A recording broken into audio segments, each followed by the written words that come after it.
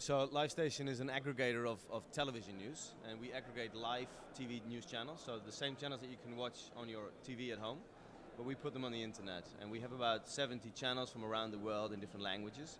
And the Middle East is a very important region to us. We have many channels in Arab, and we have a lot of viewers in the MENA region. And we've been putting these channels together on our platform for the last 3 years, and you can basically watch any channel on any device. Some of the channels are free, some of the channels you have to pay for. But if news breaks, then you come to Livestation to watch the best live news from around the world. So we just started with on-demand content.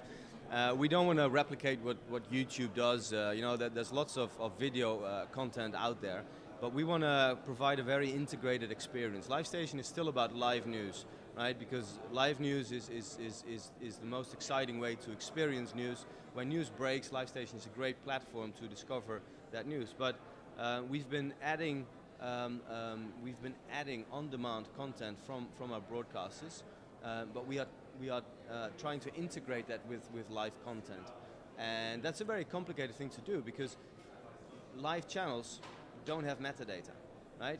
We don't know what live channels are covering minute by minute. But that's something that we are working on, and we are the first company to make a very serious effort to solve that problem.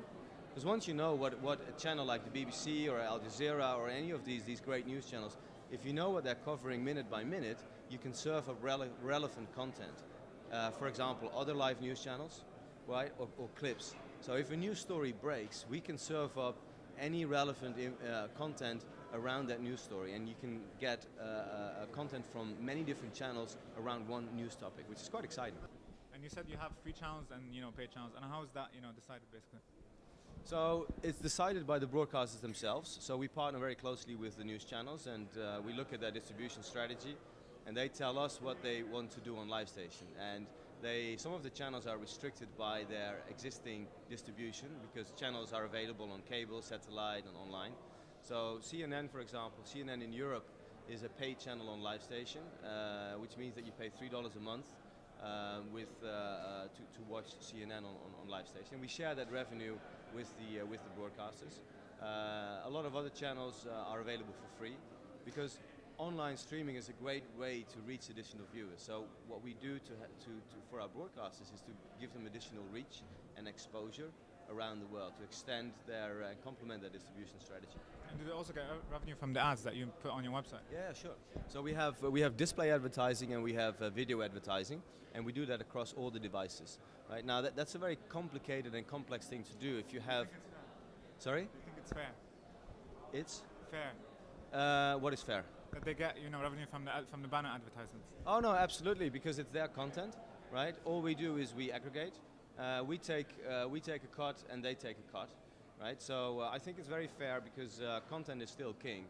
So for them to give us this fantastic content, we monetize it on their behalf. We get rewarded for the effort, right? We put ads on mobile phones, connected TV, on the web, right? And that's a lot of work, so we get paid for that. But at the same time, they take a cut as well. So everybody wins. It's a true partnership model. And I used to use the Livestation. I used to watch. I remember Al Arabiya used to be part of your offering, but then it ceased to be. Could you let us know why that happened? Well, you have to ask Al Arabiya, but in essence, we're still talking. Al Arabiya made a decision to. Have to do, like, they weren't satisfied with the revenues. They want to concentrate maybe the users just to go to their own one? No, absolutely, because all channels go through this circle of thinking.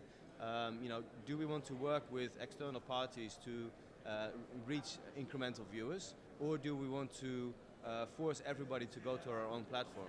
And more channels are accepting the fact that you have to be present on all platforms because viewership is a very fragmented game, right? People watch on any device, on third-party apps. You have to go to where your audience is. And if you want to drive all your viewers to your own platform, even though it's very tempting, it might not be the best strategy to maximize your exposure. Now, obviously, TV channels, the advertisers, they base the price, and all that stuff based on the viewers that they get. Yeah. Do the advertisers take into account the viewers that come from your website? Sorry, what do you mean? Do advertisers, regular advertisers, advertisers that promote on the TV channel, do they take into account the amount of viewers that they get through Livestation? Well, that's a very smart question. At the moment, no. The industry is not thinking in a multi-platform way yet, right? So companies like Comscore and Nielsen, they do a lot of work in doing multi-platform measurements, but the industry is not there yet. If you're an advertiser and you buy a TV advertising campaign, you pretty much look at the ratings and you pay for that audience. If the channel then makes its way to other platforms, you get incremental exposure, but today the advertisers don't pay for that, and the channels don't monetize that additional exposure. So what the industry needs to do is catch up with that, measure how many online viewers they get in addition to the TV audience, right, and price that in. That needs to be an industry-wide initiative. Right now, you see more and more viewers watching across any device. You know, in the evening they're watching their TV, but during the day they're watching tablets, mobile telephones. Even at home, they're watching multiple devices. So, as audience fragment, media budgets need to have a very cross-platform view, right? And as for Livestation, what we do is we keep our channels very closely informed about the number of viewers that they get on Livestation, so that they can bring that information to their media agencies and basically make more money.